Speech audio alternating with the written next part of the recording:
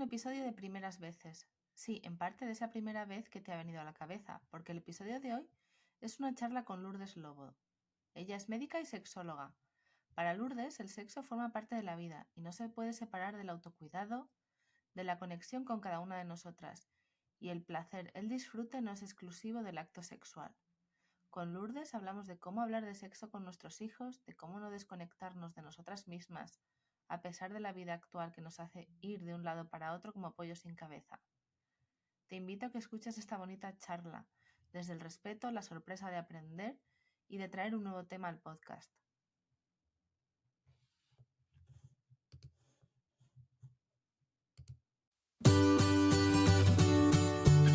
Bienvenido a ¿Qué porras estoy haciendo? El podcast de comunicación estratégica y marketing online para todas las marcas que quieren comunicar mejor para vender más. Donde te encontrarás con tips, historias, inspiración y mucha creatividad para que logres comunicar tu negocio con mucho amor y con mucha cabeza. ¿Estás preparado? Aquí comienza ¿Qué porras estoy haciendo? Con María Salto.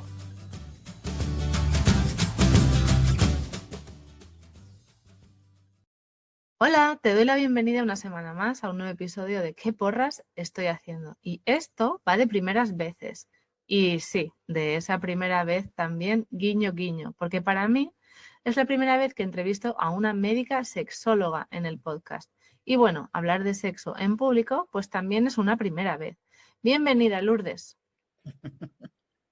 Siempre hay una primera vez. Gracias por la Eso. invitación. Y siempre hay que quitarse el drama ese, ¿no?, que nos hacemos en la cabeza de esa primera vez. Así es. Y hablar de sexo debería ser tan natural como hablar de cualquier cosa de la vida, porque de ahí venimos y todos lo tenemos y lo vivimos. Uh-huh. Qué gran verdad. Y bueno, yo estoy convencida de que esta charla va a salir fantástica.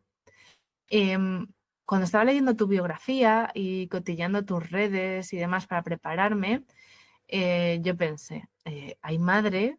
¿Qué le pregunto a una sexóloga? O sea, era no porque no tuviera ideas, a veces creo que es que tengo tantas que no sabía por dónde escoger, ¿no? Por dónde llevar la charla. Y es cierto que quizás he pecado de ambiciosa porque ya me lo has dicho, estos temas dan para varios episodios. Pero bueno, vamos a intentar cubrir un poco. Sé que hay muchas madres que nos escuchan, o sea, creo que el tema de hablar de la sexualidad o del sexo con hijos es importante, pero también quiero que hablemos de sexualidad en las etapas de la mujer. Sobre todo porque también sé que hay otras mujeres como yo que ya estamos más en la perimenopausia que en la veintena, por así decirlo. Así que, bueno, hay un tema a mí que además tengo mucho en la mente últimamente, que es el porno y cómo hacer para mis hijos. Así que también he metido ahí una pregunta sobre esto. Pero siempre, siempre comienzo las entrevistas dando la oportunidad de que os presentéis, de que contéis un poco de vuestra historia, vuestra trayectoria, y lo hago con la pregunta de cómo has llegado hasta aquí. Y me refiero no a hoy que estamos grabando el episodio, sino a este momento de tu vida. Bueno, mira, la verdad es que yo amo esa pregunta porque la historia es relevante. Es relevante para todo, pues conocer un poco quiénes somos y de dónde venimos. Te puedo decir que soy una mujer apasionada de la sexualidad. Creo que no podía haber estudiado otra cosa. Originalmente yo lo que quería era hacer psicología.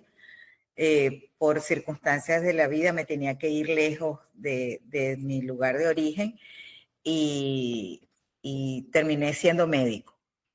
Y al final de la vida me fui por un camino distinto al resto de mis compañeros que hacen la medicina tradicional y terminé haciendo sexología porque me apasionaba. Y aunado de la sexología, que me tocó estudiarla, porque ni siquiera de médico nos enseñan nada de esto, toda mi vida fui como una especie de cupido entre mis amigos, desde niña te digo que desde chiquitica, que estaba en Venezuela se dice preescolar, preparatoria. Sí, Los aquí amiguitos me también. buscaban para ayudar a enamorarse o desenamorarse o y para resolver conflictos. Entonces, bueno, eso ha sido pues mi don, mi talento, y eso tiene que ir de la mano de la sexualidad.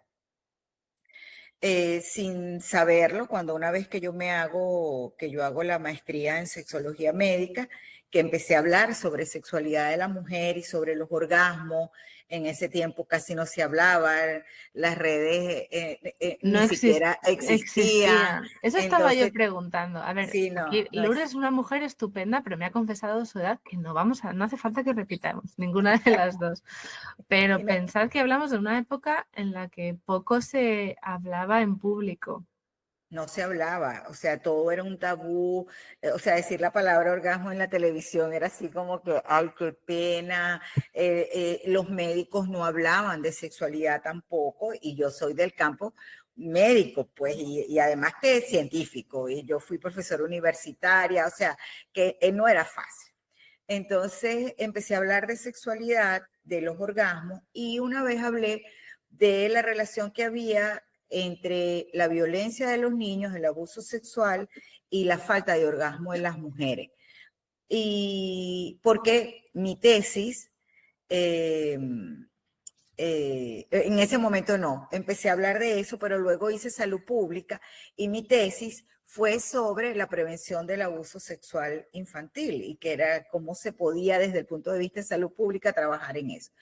Y me oyeron en un estado en Venezuela, en Margarita, que hablaba sobre esto y me contratan para ir a dar una charla de prevención de abuso sexual. Y sin saber, sin conocer a nadie, o sea, ahora digo que loca, han podido secuestrarme, matarme, pero en ese tiempo no. Yo llego sin conocer a la gente, me recibe una señora y me espera un auditorio por 3 días donde habían más de 400 docentes y donde empecé a hablar de abuso sexual. Mira cómo la vida te va llevando, que yo estudié, hice eso, pues porque yo en mi infancia fui abusada sexualmente y el alma te lleva como a sanar todas esas cosas. Ahí hago un cuento de prevención de abuso sexual infantil, que es mi historia, por sugerencia de una maestra.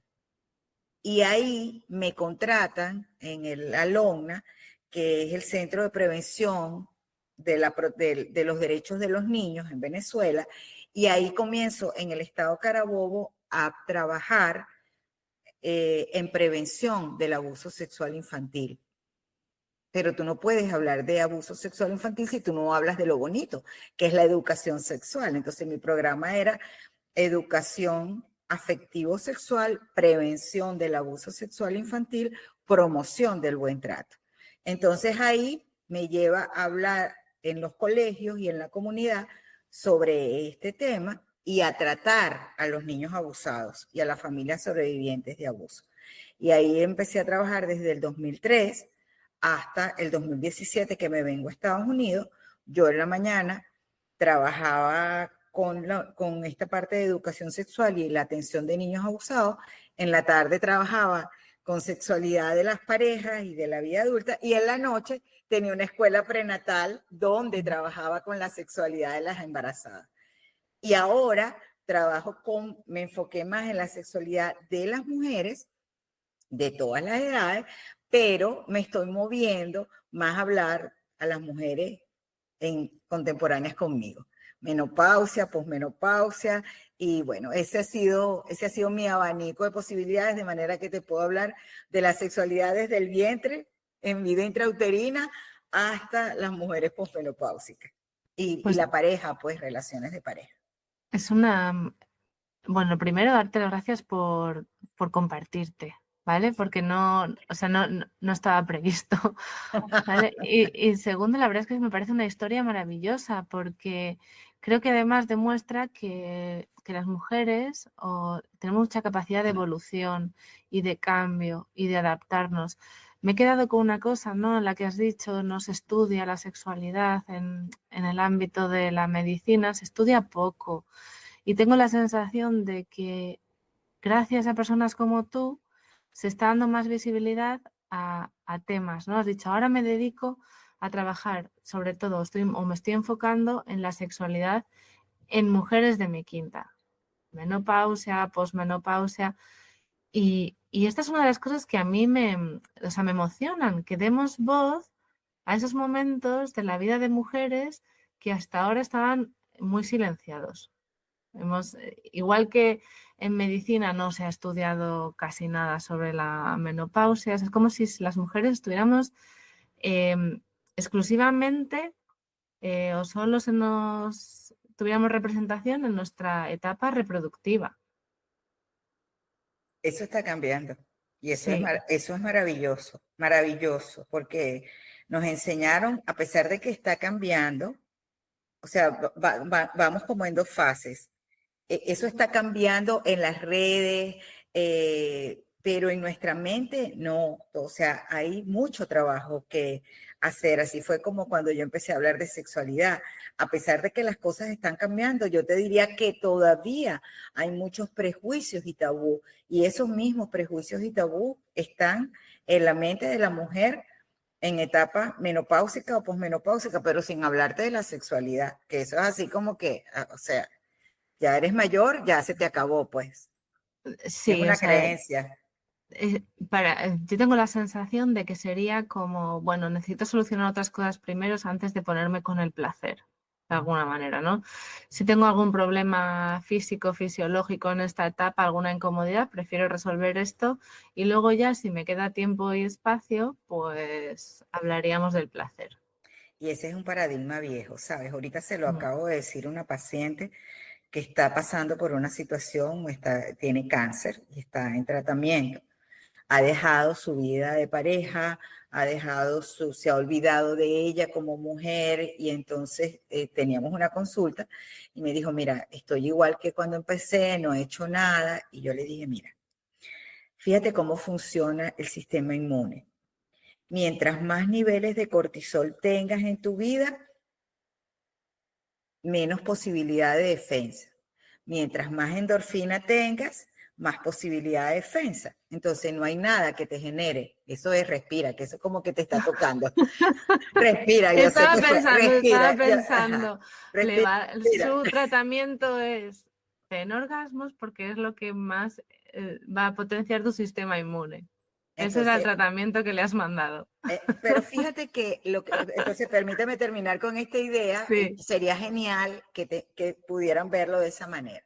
Entonces ella está en un conflicto de pareja, porque si bien está en un tratamiento del cáncer, la vida, o sea, no está moribunda, pues. La vida sigue, su relación sigue, sus hijos siguen. Vamos a decir que está estable, ¿ok?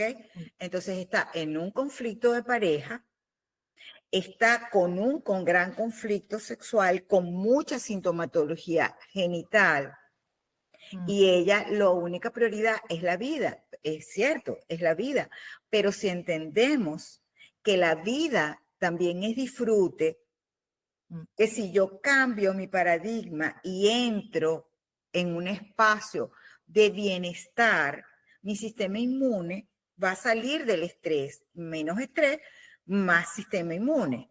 Y la pareja, tu vida como mujer, tu conexión con tus hijos, con el placer, y el placer no es orgasmo nada más, pero es tu Ahí, conexión, porque fíjate, nos han enseñado, y eso es otro paradigma viejo, que la sexualidad es igual a orgasmo, pene y genitales, y vulva y vagina.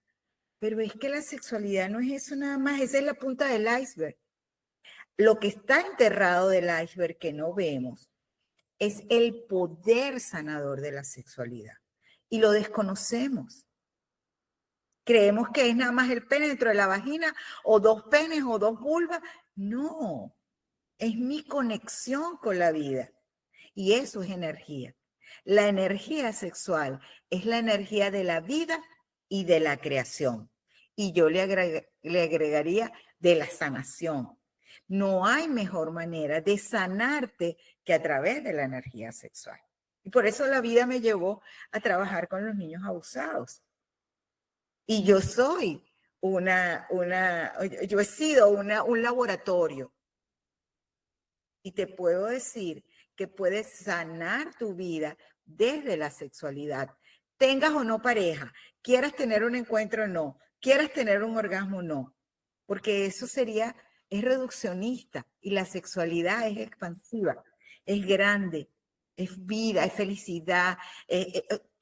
Tú irradias sexualidad, yo irradia sexualidad, cómo te vistes, cómo piensas, cómo actúas, cómo te cuidas, cómo te comportas, pero cómo te maltratas, como no te das el lugar que mereces, poner a otros por encima, todo eso tiene que ver con sexualidad, pero somos reduccionistas.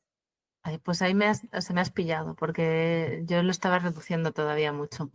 Estas son las cosas maravillosas que tiene el podcast que grabo. Para mí esto es directo.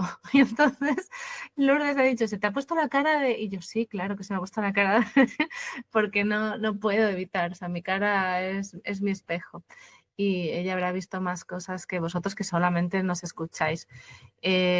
Así que nada, esto me lo apunto para pensarlo porque una cosa que me pasa es cuando escucho a las invitadas aquí, en este caso a Lourdes, yo los próximos 2 o 3 días estaré ahí dándole vueltas a qué cosas no puedo, y mi mente se va al cómo puedo meter más disfrute en mi vida, que además que no sea solamente el acto sexual, que Y no ahí, y sea, ahí te, y ahí te quiero decir, ajá, y si fuese el acto sexual, ¿cuál es el problema? no habría ninguno, pero como acabas de decir que la sexualidad es también, son más cosas, yo estoy Total. pensando de qué manera puedo aprovechar esto para ampliar ¿no? esa vida que Fíjate, has dicho. te lo voy a decir de otra manera.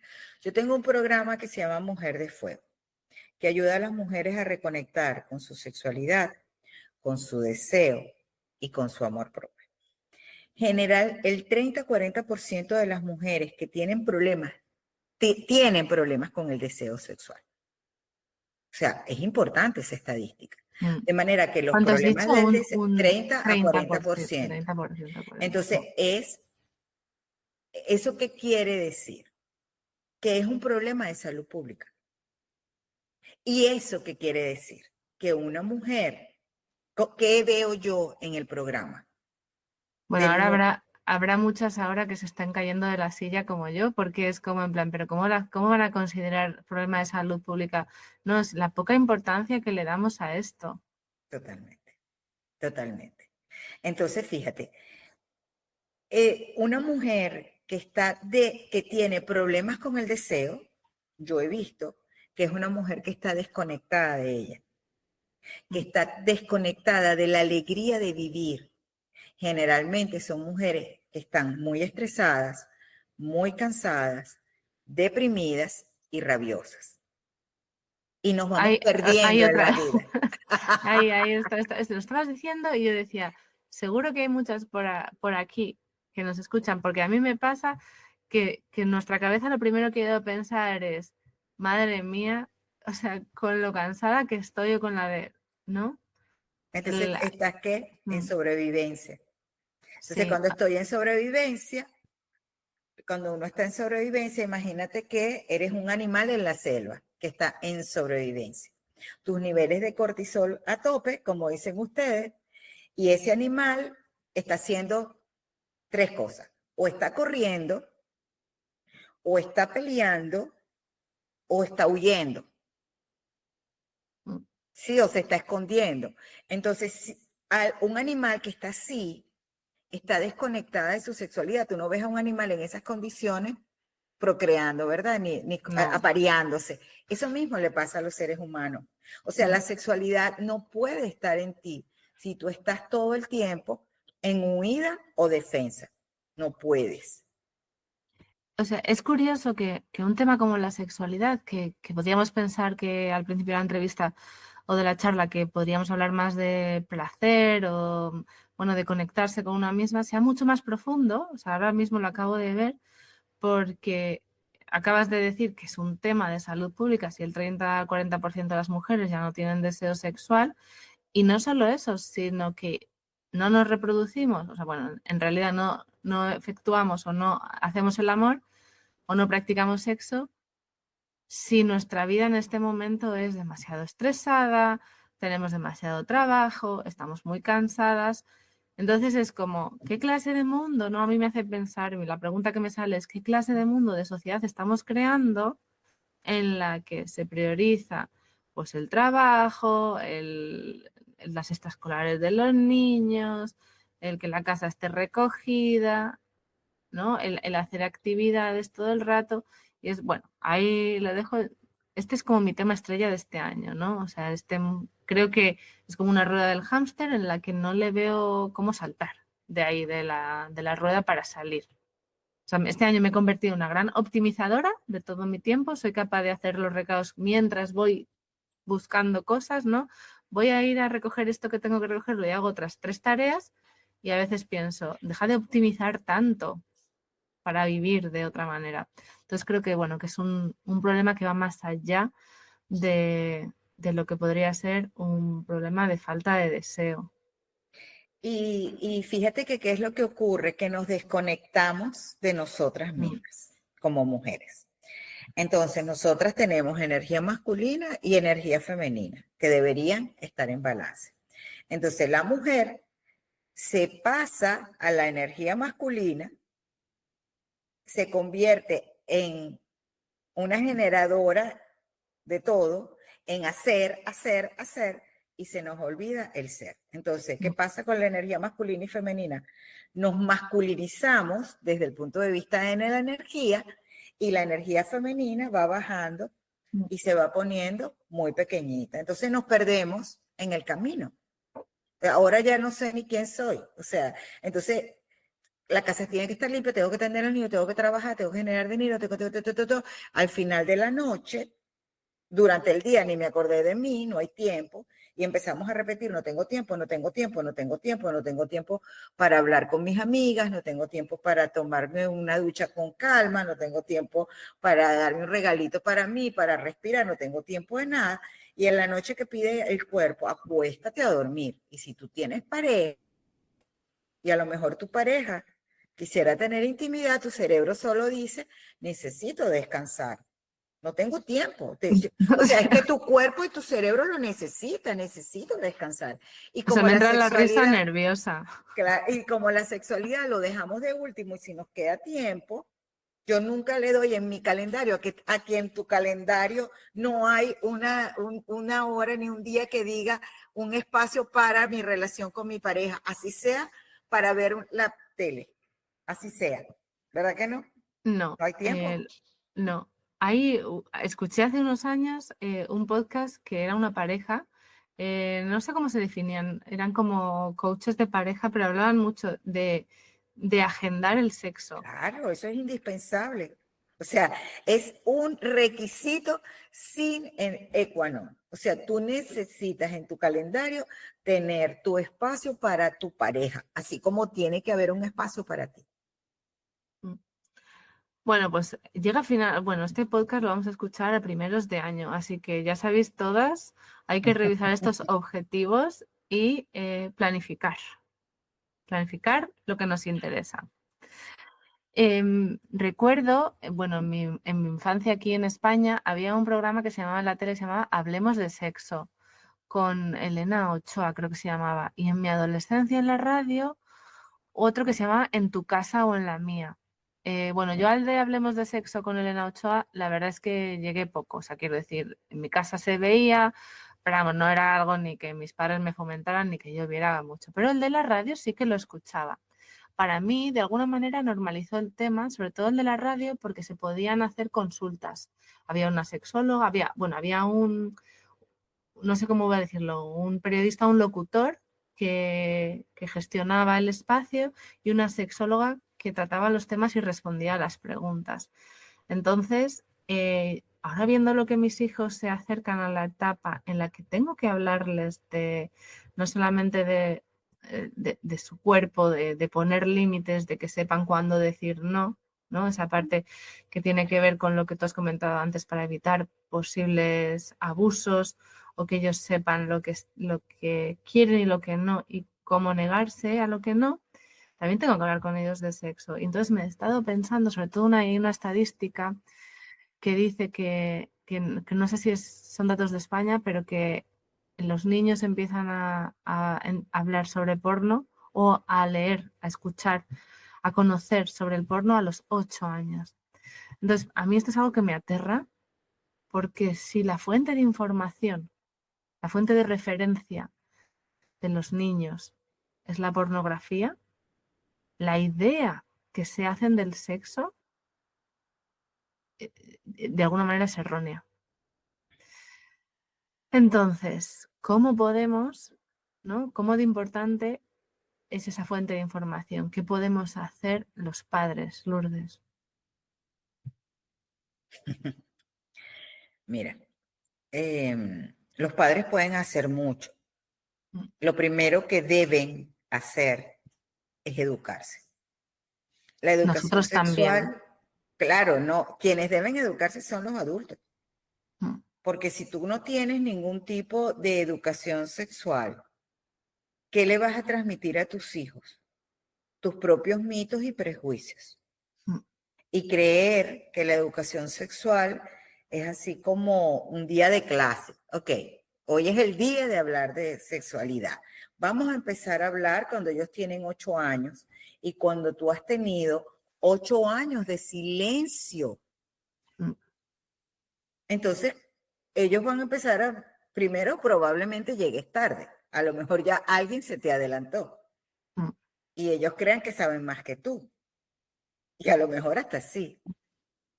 Y después van a hablar de un tema que para ellos es, ay, por favor, ¿cómo vamos a hablar de esto? ¿Por qué? Porque no hemos normalizado esa conversación. Entonces yo te diría, si tú tienes tu hijo menor o tu hijo mayor tiene 8 años, tienes 8 años de retraso. Porque Bueno, la educación sexual, un ejemplo, pues por lo menos, a lo mejor tú ya has hablado algo, sí, pero es que hay papás que nunca. Que nunca lo han hecho. Entonces me hacen la pregunta, ¿cuándo es que yo debo empezar a hablar con mis hijos? Tiene 12 años. Y yo, es que lleva 12 años de retraso. Esto se empieza desde el primer día. Es más, la educación sexual comienza desde que tu bebé está en la panza. Ahí ya viene una impronta. ¿Quién lo dijo? No, lo he escuchado hace nada, en no sé qué país de Europa del Norte, no sé si en Noruega, en Suecia, Dinamarca o por ahí, la educación sexual en los colegios empieza como a los 4 o 5 años. Y lo Pero hacen ya, como una, imagínate, como formal. Sí. Es formal.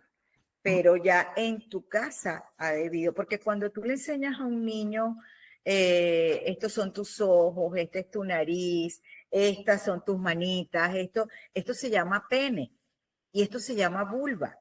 Ya Exacto. ese nombre propio le da al niño un esquema, una anatomía real y le estás dando el nombre propio, pero cuando, por ejemplo, en mi caso, mi mamá jamás, o sea, yo brinco del ombligo a las piernas.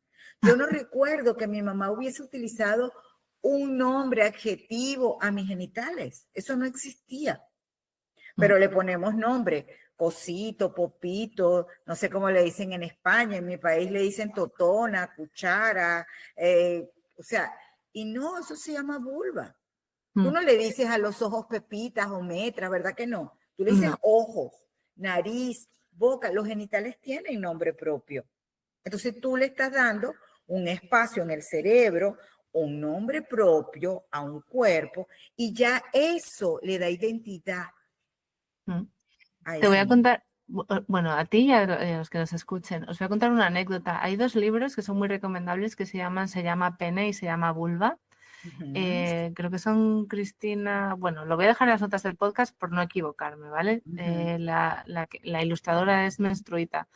Y cuando se los he leído a mis hijos, mi hija, como yo tengo un niño y una niña y se llevan muy poco tiempo, pues yo estas cosas las hago en pack. O sea, quiero decir, a los 2 les conté el de se llama de pene una y a vez. los 2 Buenísimo. el de se llama vulva. Y mi hija cuando acabamos me dice, mami, luego yo quiero el del cerebro. Era como en plan, he aprendido sobre esto, que ha estado guay, ahora cuéntame más, sigue contándome otro. Y yo dije, esto está guay porque lo han normalizado, no lo han visto como algo Totalmente. raro. Y me sorprendió muchísimo que después me pidiera y dije yo, ay, hija, pues es que no sé si ya tengo que buscar algo, un manual de anatomía para hablarte un poco, a ver qué puedo encontrar. Porque es cierto, ya no hay así de otros órganos. Bueno, me pareció curioso. Claro, porque entonces tú acabas de decir la palabra, yo normalizo. Mm, Entonces, cuando ella normaliza, entiende que esto forma parte de tu vida normal, ¿sí? Y que se puede hablar libremente. mm, Entonces ya eso le da al niño la posibilidad, el niño entiende que yo puedo hablar con mi mamá de este tema mm. abiertamente. Y esto le va a dar pie a hablar de otros temas, porque tú hablaste de lo bonito, hablaste de la anatomía, ahí puedes hablar del respeto, tu cuerpo se respeta, tú eres quien toca tu cuerpo, pero si alguien quiere Exacto. tocar tu cuerpo, tú le puedes decir no. Entonces Mm, ahí se trabaja desde la educación y el respeto. mm. No desde el miedo, el terror, si alguien te toca, como nos decían a nosotros, no te montes en las piernas de nadie. Y un niño decía, pero ¿por qué no me puedo poner en las piernas de mi papá, por ejemplo, de mi tío? No, no lo entiende. En cambio, tú se Mm, lo dices claramente. Y eso te va a dar pie a hablar de otras cosas. mm. Bueno, cuando tú estés grande, te puedes tocar tu cuerpo, se toca o de En la niño, tú puedes intimidad. tocar tu cuerpo, pero es en la intimidad, no es delante de la gente. Mm, Entonces vas hablando de lo íntimo, después puedes hablar de los secretos y así vas hablando de cosas hasta que llegan a la adolescencia y puedes hablar de las relaciones sexuales, de cómo la gente se cuida. Mira, yo tengo una anécdota de mi hija grande. Tengo muchas anécdotas porque una cosa es la teoría y otra cosa es la práctica, ¿no? Pero con mi hija grande, un día en Venezuela hay una farmacia que se llama Farmatodo. Entonces yo con mis hijas, pues ellas oían cuando yo daba clase, cuando yo todo. Entonces un día yo llego de la farmacia con las bolsas y sale una caja de preservativos. Entonces ella llega y agarra la caja y me pregunta qué es eso. Ella tendría como 4 años quizás. ¿Qué era eso? Entonces yo le dije que eso se llamaban preservativos. Y entonces yo dije, este es el momento. Entonces yo agarré la caja, abrí la bolsa y inflé el preservativo. Entonces ella me dice que si era una bomba, un globo. Yo le dije que no. Entonces me dice que yo le dije, mira, con esto que parece una bomba, se coloca en el pene de los hombres y de esta manera no se tienen bebés. Y se llama método anticonceptivo. Y ella lo oyó y bueno, el fin de semana teníamos una reunión familiar y la Carricita, yo no sé cómo supo dónde yo los tenía guardados, porque los niños revisan. Y en plena reunión estaba mi mamá, mis hermanos, todo aquel gentío, y llega ella y abrió la caja y sacó. Y dijo, quiero decirles que esto se llama, no le dijo preservativo, sino pero una cosa así, y es para no tener bebés. Mi mamá casi se cayó. Casi que me dijo que yo estaba corrompiendo a mi hija. Y mi hermano, uno de mis hermanos, que es así como más, me dice, tú te volviste loca. Y entonces, y con ellas, ha sido muy fácil. Ellas a veces me hacen unas preguntas, ahora adultas, que me da, y yo, ¿por qué yo te tengo que responder eso? Yo no tengo por qué responderte eso, esa es mi vida privada. Ay, pero mamá, dime, es para yo saber ya. Entonces, es normal. Y ellas han convertido como en multiplicadores de la información con sus propias amigas. Y ellas le dicen, cuando estaban más chiquitas, adolescentes, pues ya son adultas, pero pregúntale a tu mamá. No, como yo le voy a decir eso a mi mamá. Entonces, es la normalización Mm, de un tema que forma parte de ti, que es natural, pero sobre todo, que era lo que yo le decía a los papás cuando daba charlas de educación sexual, aún las doy, es que la comunicación tiene que ser horizontal, abierta, franca, sincera con tus hijos, porque si tú no se los das, ¿quién le va a dar la información? La pornografía, las redes sociales, los pones en peligro, embarazos precoces, infecciones de transmisión sexual y ahora toda esta información que te quieren controlar y tú empiezas a pelear para que nadie le dé la información, pero la pregunta es, ¿tú se la das? ¿Tú le das las herramientas a tus hijos? Cuando estábamos hablando antes, una de las cosas que me ha venido a la mente es, no es lo más agradable del mundo, o sea, quiero decir, no es lo primero de lo que quieres hablar con tus hijos, pero para mí es, ¿quién prefieres? ¿Que se lo cuenten los amigos, que lo aprendan por otro lado o que se lo cuente yo? Y aquí ya es como en plan, jolines, qué controladora soy, pero sí, en esto sí que me gustaría controlar qué información reciben. Porque además, en mi caso tengo un niño y una niña y me interesa proteger a mi hija y que mi hijo sea, bueno, que sepa cómo tratar a las mujeres o a los hombres, que no sé lo que le va a gustar. Y fíjate que antes, y es lo que ha pasado y todavía lo tenemos, es como que el hombre tiene más derecho de saber, el hombre es el que tiene que tener el conocimiento, tomar la iniciativa. O sea, y entonces la educación sexual es una educación machista. Entonces tú acabas de decir algo importantísimo, se lo di a los dos, le leí a los dos, la educación sexual tiene que estar en igualdad de condiciones. Porque antes a los niños se les daban la llave de la casa, por ejemplo, pero a las niñas no. Al niño le das permiso para que se toque su pene, pero a las niñas no. Con el niño te da risa y a la niña le dices que es cochino. Y esa diferencia hace hombres machistas y mujeres sumisas. Entonces yo tengo que darle lo mismo que le doy. Si yo le voy a dar la llave al niño, yo se lo tengo que dar a la niña, porque no hay diferencia. Y es esa educación sexual en equidad. Y así yo voy a ser mujeres con buena autoestima y hombres con buena autoestima. Mujeres que se respetan y se valoran y no permiten la violencia, pero crío a hombres que respeten a las mujeres y que no sean violentos. Pero si yo empiezo con una educación sexual machista, no lo puedo. Y tú dijiste una cosa que tiene que ver con los prejuicios. No es la educación sexual de lo primero que yo quisiera hablar con mis hijos. Y la pregunta es, ¿y por qué no? ¿Por qué no? ¿Y por qué no? Si forma parte de la vida, si tú vas a hablar del cuerpo, del respeto, tú empezaste hablando de los ojos, de la nariz, de la boca, de su anatomía, eso es lo primero que aprenden los niños.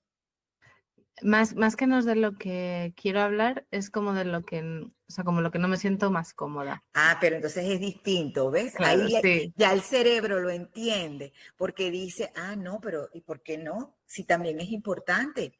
Eso me va a dar, mira, por ejemplo, con mi sobrina mayor, yo tengo una sobrina que tiene ya 30 años, 27 años quizás, y con ella fue la primera en la investigación de cómo se hablaba con los niños.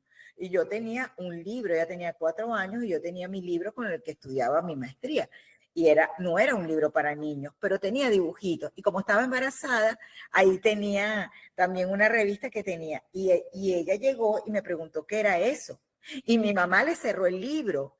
Y yo le agarré el libro, le abrí y había una posición con mujer embarazada. Entonces ahí le dije, esto se llama pene, esto se llama vulva. Agarré mi libro con el cual yo estudiaba. Y entonces ella me dice, ¿tú crees que mi tío, a media lengua, pues no hablaba bien, ¿tú crees que mi tío sepa todo esto? Y yo le digo, no, seguro no lo sabe. Y ella agarró el libro, se lo metió y le dijo que esto se llamaba pene, que esto se llamaba vulva, que esto, y a media lengua.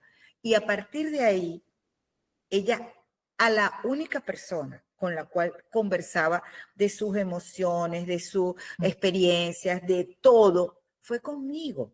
¿Por qué? Porque yo siempre le hablé con la verdad. Entonces ahí va el otro, hay un ABC para dar educación sexual. Uno de los ABC es que yo debo tener una conversación franca, sincera, honesta, con un basamento científico, no con mis prejuicios y creencias, con la verdad. Y cuando no lo sé, le digo, no lo sé, voy a averiguarlo. A mí no me lo enseñaron. Y si yo se lo dije mal, le puedo decir, mira, hoy aprendí que lo que yo te he dicho no es verdad. es esto. Porque a veces los niños por dentro dicen, ay, yo ya lo sabía, mamá. Ahí, claro, me entran varias, bueno, tengo varias preguntas para seguir con el hilo. Y por un lado quiero dejar un poco de lado la parte de hablar de niños y centrarnos más en la sexualidad para nosotras o cómo la vivimos las mujeres, ¿no? Entiendo que todavía hay bastante desinformación, ¿vale? O sea, que las mujeres seguimos teniendo, bueno, podría ser hombres y mujeres, seguimos sabiendo poco del tema a pesar de que practiquemos sexo. Y entonces ahí viene mi última pregunta respecto a la parte de los niños o de los adolescentes, y es ¿dónde podemos encontrar ahora buenas fuentes de información? O sea, ¿dónde podemos aprender más sobre sexo y sexología? Porque tú acabas de decir, si un niño te pregunta y tú no sabes, pues le dices, no lo sé, pero hay que buscar esa información. Y si por otro lado seguimos teniendo muchos prejuicios, no tenemos toda la información o seguimos teniendo creencias o la poca educación sexual que nos dieron, es donde ahora aprendemos para Bueno, nosotras y para poder responder las dudas que nos hagan. bueno, mira, tú puedes aprender educación sexual de distintas formas. Puedes hacer un curso, puedes hacer un taller, puedes comprar, hay libros buenísimos sobre educación Vale. sexual para Eso es lo que niños. yo estaba pensando en un libro para mí. ¿Qué pongo en mi lista de deseos ahora? ¿Qué pongo en mi lista de libros por leer? Mira, ¿Alguno que me pueda recomendar? bueno, hay un libro para niños que se llama Sexualidad, es que no lo recuerdo, hace tantos años que no, y que es español, pero Vale. te lo puedo compartir. Hacemos una cosa, no sabes el título ahora, pero sí estará en las notas del podcast cuando lo escuches. Cuando Perfecto. escuchéis el episodio, yo lo habré puesto ahí. Perfecto. Entonces, ese libro, porque hay muchos libros, pero un libro que hable de educación sexual para niños y no hable de coito, no hable de la verdad, de cómo vienen los niños al mundo, es un libro que no comprarías. O sea, si tú me preguntas qué debe tener la verdad. Los niños no vienen por la cigüeña. ¿Entiendes? Entonces, hay dibujos perfectos. Hay libros especiales para papás de educación sexual, literatura. ¿Ok? Pero pues, ahí vemos especialistas como yo, hay talleres para educación sexual para padres, o sea, hay montones. Hay especialistas en redes sociales que tienen de verdad formación, pero no todo el mundo. Entonces tengo que saber discernir. Bueno, yo aquí os invito, dejaré todos los links de Lourdes en las notas del podcast para que la podáis seguir en redes sociales y en su web. Hemos hablado de, pues eso, de sexualidad o de cómo hablar para los niños, del poco tiempo o de la carga mental, ¿no? De la vida actual repercute en esta parte de nuestras vidas. ¿Se puede recuperar el deseo en la pareja? Sí, claro, se puede, porque el órgano sexual más importante no son los genitales, es tu cerebro. Entonces, bajando los niveles de estrés, bajando, que la gente dice, ay, el estrés es todo. Sí, definitivamente. Los niveles todo es bioquímica en el cuerpo. El estrés, el que sea, el estrés laboral, el estrés emocional, el estrés físico, todos te llevan a altos niveles de cortisol, bajos niveles de las hormonas del placer, endorfina, oxitocina. Entonces, si yo bajo aquí, esto va a aumentar, pero tengo que trabajar con mi cerebro, abrir un espacio. O sea, las causas por las cuales una persona, hombre o mujer, tiene problemas del deseo, eso es multifactorial, pero debo ir corrigiendo lo que esté, lo más fácil, que en este caso, dar un espacio para el descanso, para dormir sin culpa. Aquí, un pequeño inciso, estamos hablando del deseo, no de cualquier problema fisiológico, ¿vale? O sea, la pregunta era esta. Y la segunda pregunta era ¿cómo? Pero la has respondido, ¿no? Porque esa era la pregunta del millón. Si se puede recuperar el deseo, sí. Bien, hay que trabajar el cerebro. Qué curioso que no tiene nada que ver, como tú has dicho, con el órgano sexual. ¿Qué beneficios tiene practicar sexo? O, bueno, qué bueno que haces esa pregunta, porque Yo la una vez leí ciencia que era muy bueno para la piel. para todo. O sea, hablando de la sexualidad como tal, fíjate, han Sí, hecho estudios donde ven todas las áreas del cerebro. Cuando una mujer o un hombre tiene un orgasmo, por ejemplo, si tú hablas, solo se alumbra, porque vas viendo por colores, el área que está relacionada con el habla. Si tú piensas, el área relacionada con lo que piensas. Y así, con los números. Pero cuando tú tienes un orgasmo, cuando tú estás en una conexión sexual, se alumbra todo el cerebro. Todo, no hay un área del cerebro que no se alumbre. Es para que veas el impacto al nivel cerebral. Se mueve toda la bioquímica del bienestar. Toda. Te estoy hablando de encuentros placenteros, pues. Pero aún sin ser placenteros, se mueve una bioquímica distinta. Eso es desde lo que no ves, pero desde lo que ves aumenta la actividad cardiovascular, aumenta la actividad cardiovascular, respiratoria, te hace más joven, te hace más alegre, mejora el sueño, te quita las migrañas, disminuye la celulitis, te conecta más contigo mismo. O sea, ya el hecho de que te alegre la vida, ya por ese solo, o sea, dicho de otra manera, no hay ningún efecto colateral que se haya reportado teniendo sexo, al menos que tengas una enfermedad, una insuficiencia cardíaca, que no puedas tener una actividad. Sin embargo, movimiento. Sin embargo, yo te diría que cuando si tienes una pareja, cualquier conexión que tú tengas con tu pareja, debes entender que ahí hay sexualidad, pero la conexión afectiva forma parte de la intimidad. Y la intimidad y la sexualidad no es solamente si tengo pareja, la puedo tener conmigo. Entonces esa es la recomendación, te diría yo. O sea, la sexualidad empieza por ti y para ti. Conecta contigo, explórate, conócete, disfruta contigo para luego poderlo compartir con alguien, porque si no, va a ser imposible. Sana tus emociones. Si tú no estás sanada tus emociones, yo siempre digo una frase, sanar para amar, pero el amar, sanar para amar y tener intimidad es indispensable. has hablado varias veces en toda la entrevista, ¿no? Con eso de que estamos desconectadas. Y me he quedado enganchada en eso, ¿no? En esa desconexión. Creo que es cierto, desconexión de lo que sentimos, de lo que queremos, de nuestro cuerpo, de más allá de lo que es propiamente funcional o práctico o sea, funcional pues, de cómo funciona nuestro cuerpo, pero también de funcional más allá de lo que estamos haciendo en el día a día. ¿A qué te refieres exactamente? Me refiero a que estamos desconectadas, o sea, como estamos todo el día haciendo cosas, no nos paramos a ver lo que necesitamos, entonces eso nos desconecta. Pero puede ser desde que pues llevas 10 minutos aguantándote el pis, ¿vale? O sea, quiere decir eso, no estoy terminando esto, enseguida termino este email y voy al baño, ¿no? Eso es una desconexión grande.